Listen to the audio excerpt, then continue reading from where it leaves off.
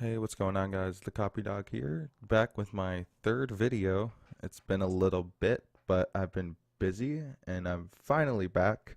Not that anyone missed me or anything, but today I'm just going to be talking Overwatch League because the first 2 weeks have passed.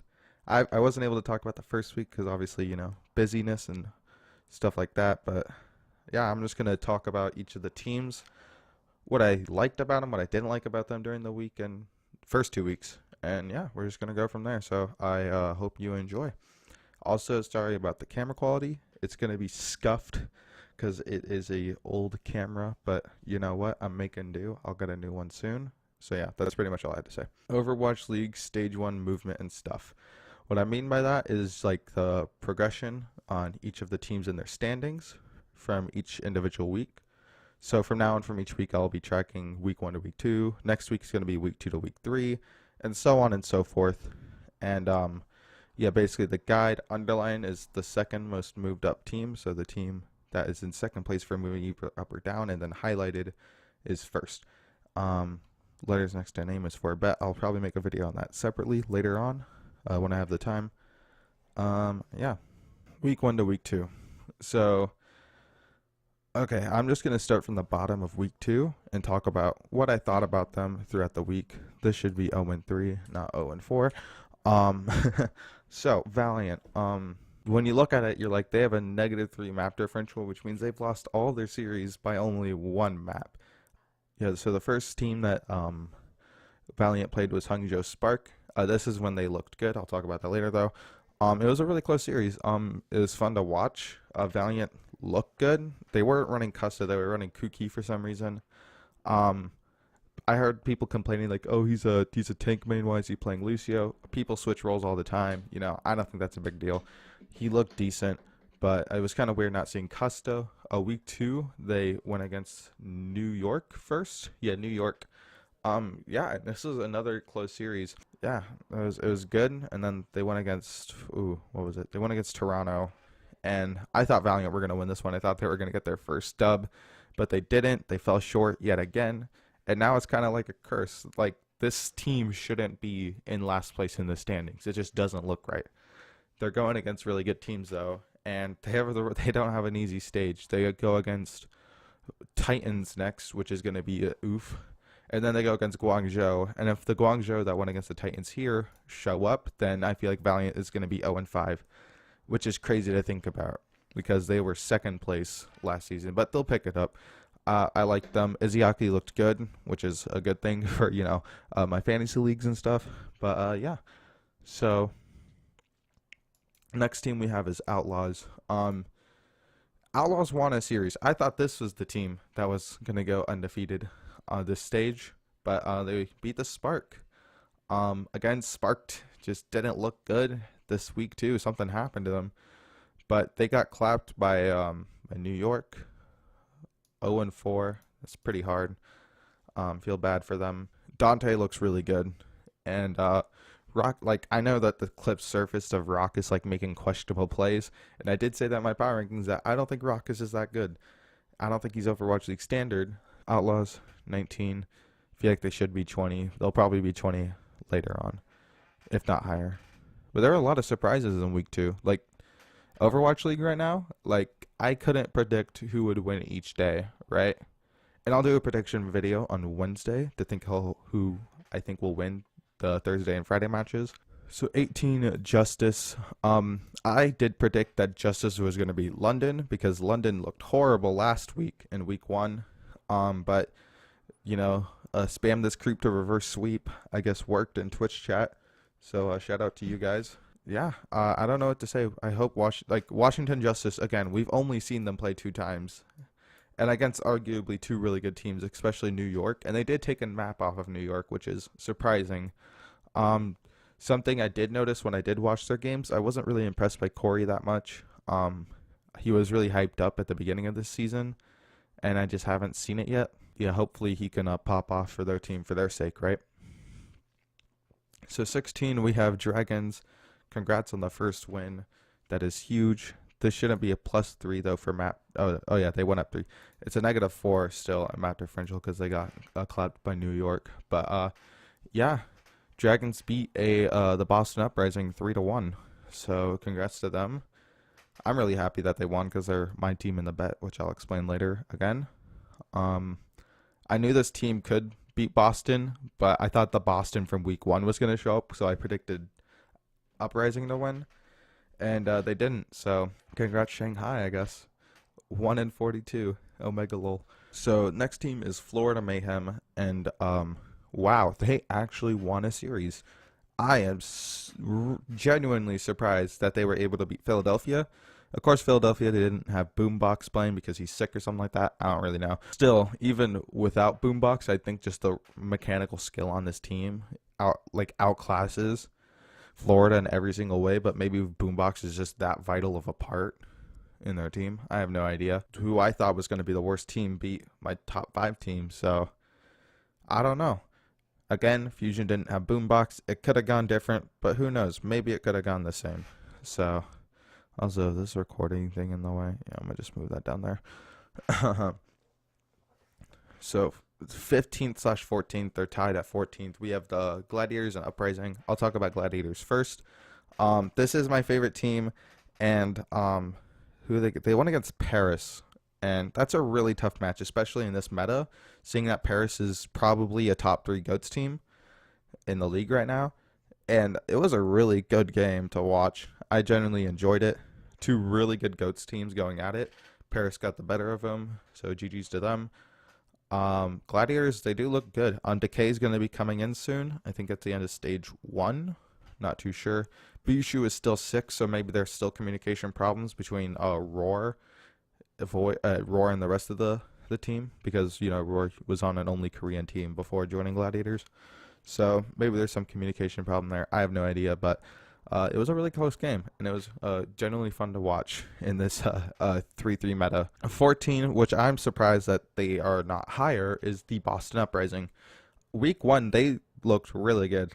I was watching this with my friends on the inaugural day, and I was like, we should just skip the Boston-New York match. It's going to be a 4-0, right? Because everyone put Boston at least bottom 15. Because just when you look at this roster, again, it's like last season, which is why I don't know why we doubted Boston. Because last season, everyone put them low, and they got 3rd.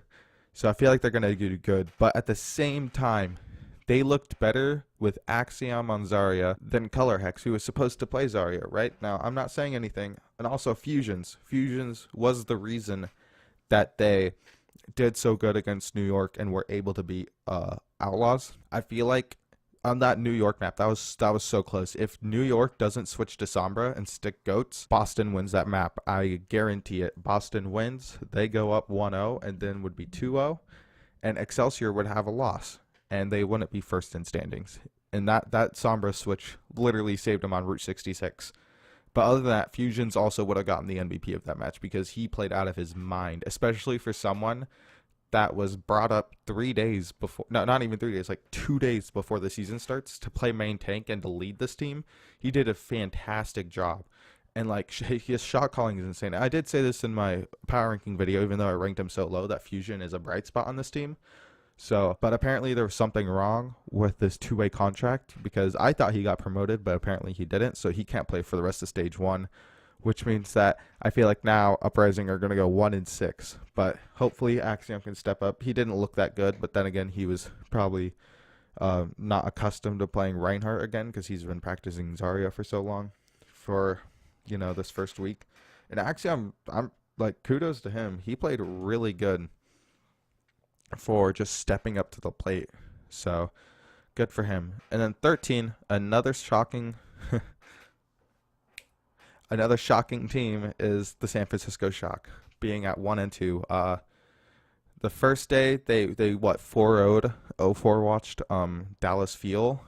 So that wasn't a close match at all. Then the Gladiators match was a really good one as well. It was super long, but it was good. It was juicy. Gladiators end up taking it map 5. And then this week they went against the Titans. And I feel like Titans are going to go undefeated and are going to win. It's either going to be them or Eternal. I don't think Excelsior is going to win. I think Eternals and Titans GOATS just simply looks better than Excelsior's, even though Excelsior's GOATS is really good. But Yeah, Charge. It's like, oof. That was a good game as well. I didn't get to watch that much of it because I was busy, but apparently Sinatra played really good. I tuned into the stream for a little bit, and it was the King Rose stats, which I heard was the best map to be played yet in season two. And Sinatra was outclassing Xiaomin So, or however you say his name. So like, and I did think Sinatra did look good in week one as well.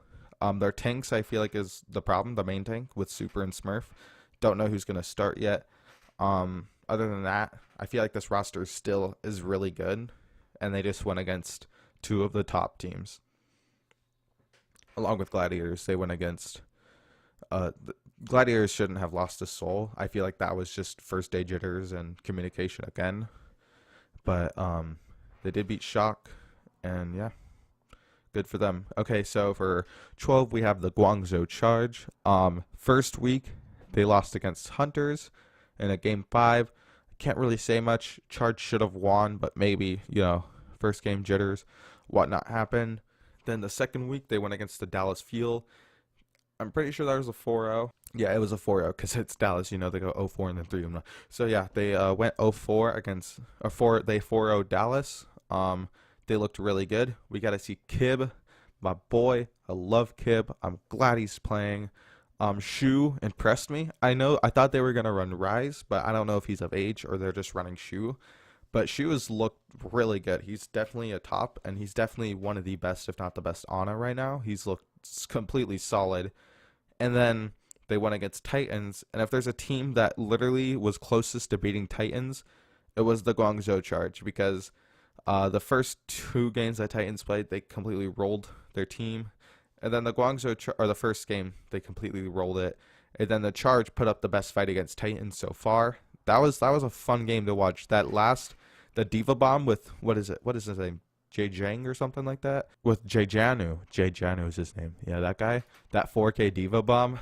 Like, I was like, yo, I was so hyped. Even though Guangzhou Charge is my team, I want them to win the thing. That was crazy. That was a crazy last map. And then the Route 66 was also crazy with Guangzhou just running out with like a Farah comp and Kib just popping off. That was a fun game to watch. I would go back and watch it again if I were you. If I were to say there was a game to watch, that was definitely one of the better ones from week 2. And then 11 is the Dallas Fuel. But if you notice, they have a -4 map differential, and it's like, how does a team that go 2-2 have a -4, right? Because this team is funny, right? Here's what I'm predicting, right? For the rest of the stage, their next match, right? Who is it? Let me see who is against. Dallas Fuel. The next match is Shanghai Dragons, right? They're gonna go 0-4. The match after, they're gonna go 3-1, and then the match after that, 0-4, right? Because that's literally the pattern that has happened. 0-4, 3-1, 0-4, 3-1. 0-4, 3-1, 0-4. Finishing this stage 3-4. That's my prediction right there. Because, dude, what is wrong with this roster? They're consistent at being inconsistent. I think that's a good way to put it. Why do they put effect in?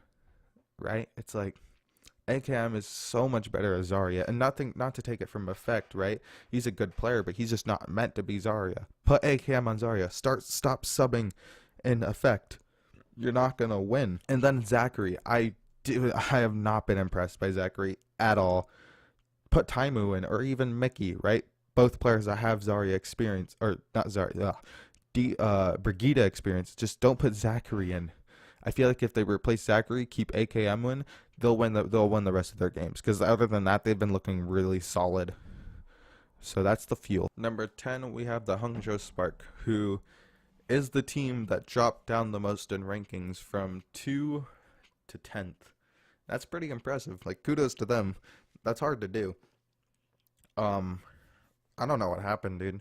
They looked solid week 1, and then week 2 they just looked in a mirror and did the opposite. That was a bad thing because the mirror reflects you, but it's like looking into a mirror and it's like the ugly thing on the other side, like those movies, like it's like a creepy girl or something and it's just ugly. That's the Spark. They looked in a mirror and they did the exact opposite of what they looked like week 1. They lost to Outlaws. Kind of embarrassing if you ask me. And then they lost to who was it? I can remember this. Give me time. Spitfire. Yeah, there it is. They lost to Spitfire, but Spitfire had a resurgence. Maybe that's it, or just Spark just to drop the ball. I don't know which one it is, but I like Rhea. Rhea has looked amazing, and yeah, hopefully, and IDK has looked good as well. But other than that, this roster I feel like still has potential, but they just need to figure it out and just fix what is wrong, because I don't know what's wrong. I'm not in the team. Number 9 is our team that has risen up the most. It is the London Spitfire. Week 1 was just, to say the least, very embarrassing. They looked competitive with Fusion until that third and fourth map, and then they just, like dropped the ball. And then they went against Paris Eternal, which, even though London took a map, it was kind of an easy clap for Paris. And then this week, Washington Justice, are up 2 maps over London Spitfire. And then I think this is when the swap happened. Okay, so the swap for Prophet on Zarya and Guard on Brigida instead of Prophet on Brigida and Birdring on Zarya. They switched map 2 and they looked competitive map 2. And then after that, reverse sweep, because Prophet is insane at this game. And Birdring, it's kind of like the effect thing. He's a great player, just not meant to play Zarya. So I'm glad that they put Prophet on Zarya, even though he probably didn't practice it that much. And Guard stepped up to the Brigida task, and they were able to reverse sweep Justice. So, yeah, that's pretty crazy. I thought they were going to lose that match. And then they go up to beat the Spark. They won the first 3 maps and lost the last one. I heard it was pretty dominant. I didn't get to watch it again. Sorry. I'll try to watch more of the matches to give more in-depth analysis. But yeah, kudos to Spitfire for picking it up from an embarrassing first week. Number 8, we have the Philadelphia Fusion, and I feel like if they had Boombox, they would be 3-1, potentially 4-0. I don't know if they would have beaten what was it? They would have beaten Mayhem 100%, right? And then yeah, they would have beaten Mayhem 100%, and then who knows with the Dallas, with going on and off, and if they want to do good or not. So yeah, Philadelphia Fusion, they didn't have Boombox, so I can't really say anything about their week 2. But week 1, they looked really good. That first match, that Rialto, they just completely stomped over London Spitfire. It was kind of embarrassing for their part. A good revenge story for the grand final. And then map 2, and then the second game against Atlanta Reign was just a fun match to watch. That was a good game. Good solid Overwatch from both of their parts. And Philadelphia were able to take it in a game 5. Tor was ran by Atlanta. So DeFran, let's go, dude. Good job to them. But Fusion took it. And then I would love to judge him and say, oh, you guys sucked week 2, but they didn't have Boombox, and who knows Boombox's role if he's the shot caller. And Elk had to pick it up when he's never played Zenyatta. So I mean, Elk did do good for being thrown in there. Fusion, they're gonna do good the rest of the stage. I predict a 5-2 or 4-3 at minimum, but they're gonna do good. 7, surprisingly, is the Chengdu Hunters. The first week, game 5 thriller against the Guangzhou Charge. They somehow won it. I thought Guangzhou was gonna win that pretty easily, but maybe Guangzhou just was unprepared compared to Chengdu. Then the second one was against Seoul Dynasty. It was a 4-0. I didn't get to watch it, but it was probably a stomp, seeing that Seoul Dynasty is really good right now. The next game, they played against Mayhem, and that was a fun series to watch. Went all the way to map 5. We got to see Saya player, for a shocking 8 minutes. And right now he's leading the league in damage for 10 minutes. So that's pretty funny.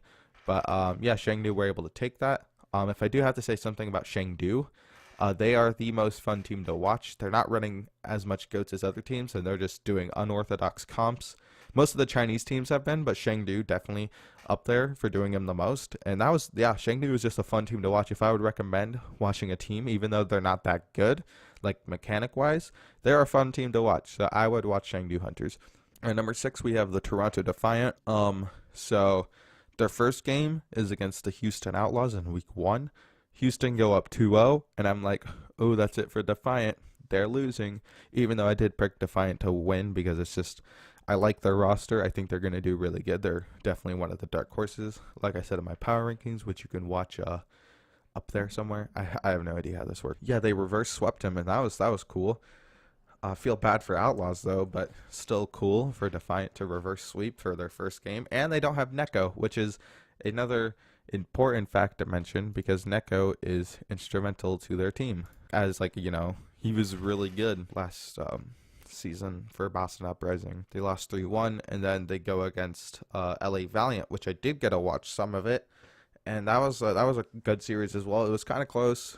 But Toronto, they did look like the better team, and they did end up winning. It was a 2-1. They tied the second map. No, the third map. They tied the third map because I'm pretty sure they capped on Hollywood, right? Because I know it was Hollywood. No, they tied Hollywood. Then they took Horizon Lunar Colony, and then Valiant took Dorado. So overall, a good series. Defiant are looking solid. Their schedule from here on out. Who do they go against next? I want to know.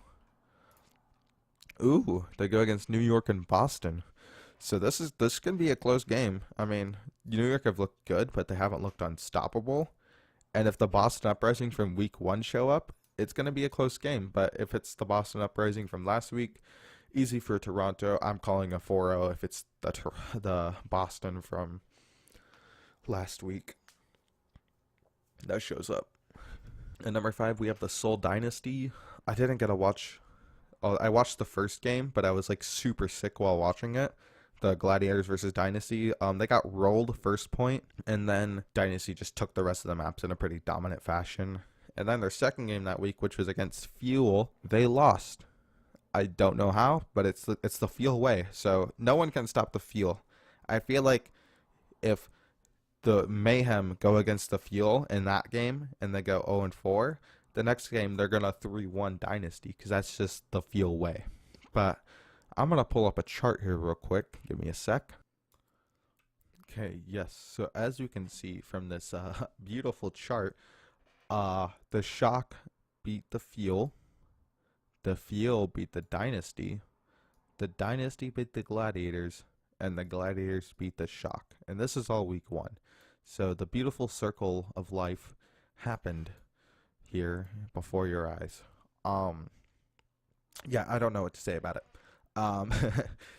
It's gonna be a fun league, that's for sure. It's gonna be a fun season. But yeah, that's the chart right there. The chart of beauty. And then Dynasty went against Chengdu Hunters for the second week. Their only game, 4-0. Not surprised. Dynasty should 4-0 Chengdu.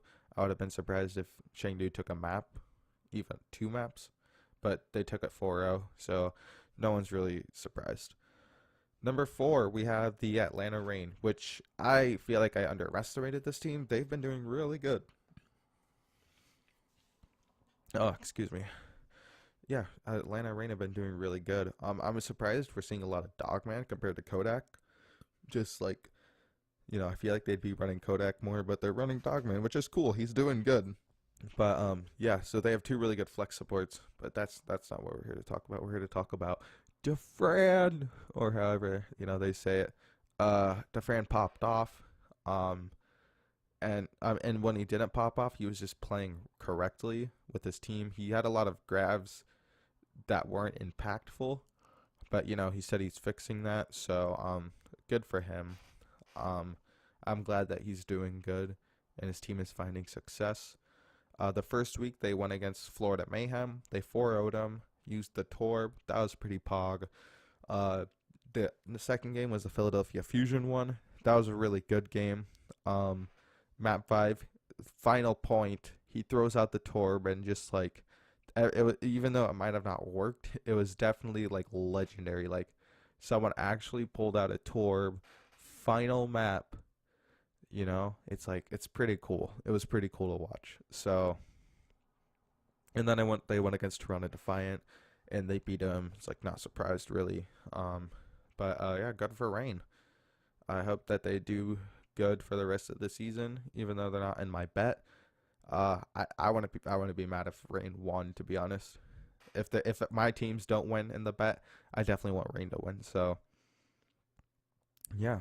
Number three, we have the Paris Eternal. Definitely top three goats team. I feel like the top three goats teams are the teams in the top three. We've only got to see him play twice. First game was against London. It wasn't that close at all, like I've said before. Then the second game was against Gladiators, which was a good game. It was close, but Paris is just, I feel like they're on another level with goats. So I can't wait to watch this team play more. And when they do make stage playoffs, right? When they do, because they are, I'm excited to see them go against Titans and Excelsior. I'm gonna see. Do they go against them? So they go against Atlanta Reign. Oh, they go against Vancouver Titans and Shock. They have some good games coming up. So I'm excited for Paris to go against these teams, even though they're not in my bet. Like I said in my power rankings, they're gonna do good stage one. Goats is the European meta. So I'm excited to watch Paris. Congrats on the success. It's pretty cool to see. Number two, we have Vancouver Titans. They've looked solid. I'm not surprised. When you play together for 2 years and just have that synergy, and you played in goats for a good amount of time, I wouldn't be surprised for you being a top team. But they've done it pretty dominantly. They went against Shanghai Dragons first, and that wasn't a close game at all. Of course, Shanghai was running Gamsu for the first time and didn't have a lot of practice with him. But still, regardless of that, Titans, they looked really good. And then week two, they went against the Guangzhou Charge, which is, again, one of the best matches of that week, in my opinion. All the players on that team is good. Bumper has really impressed me as a main tank. I knew he was good coming into the league, but I didn't think he'd be as good as he is. Definitely one of the top main tanks. That third game was against Shock. Yeah, I didn't get to watch it. I was busy. But yeah, they beat him 3-1, so good for them. Titans now sitting at a 3-0 record with a 7+ map differential. We'll see what more they can do. But yeah, that's pretty much it. Titans are going to do really good. Just that synergy that they already have built up is just like such a huge advantage compared to some of these other teams. And then number one, not surprised, that's the New York Excelsior. Of course, they have played one more game than Titans, so you could argue that if Titans had played one more game, they would be ahead of Excelsior. But regardless, Excelsior have looked really good. The first game against Boston, really close again. Some points I didn't touch on. Mano, at points, looked weaker than Fusions, which is weird to think about because Mano is definitely a top tank. Everyone on this team is a top player, but Mano looked kind of shaky.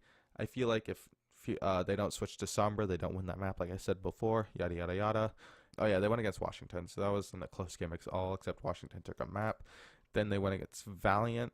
That was a close game, and then they 4-0'd Outlaws. So, yeah. Next time I do this, I'm going to be a little bit more prepared. I'll probably do 2 parts because this is going to be a pretty long video, and it's going to be so much fun to edit, So thank you so much for watching. If you want to see more content like this, I'm going to be doing prediction videos, just talking about the Overwatch League in general, and gaming highlights and stuff like that, just having fun, doing what I want to do with this channel. So, yeah, if you want to see more of it, subscribe. Also subscribe to PewDiePie, and I'll see you next time. Peace.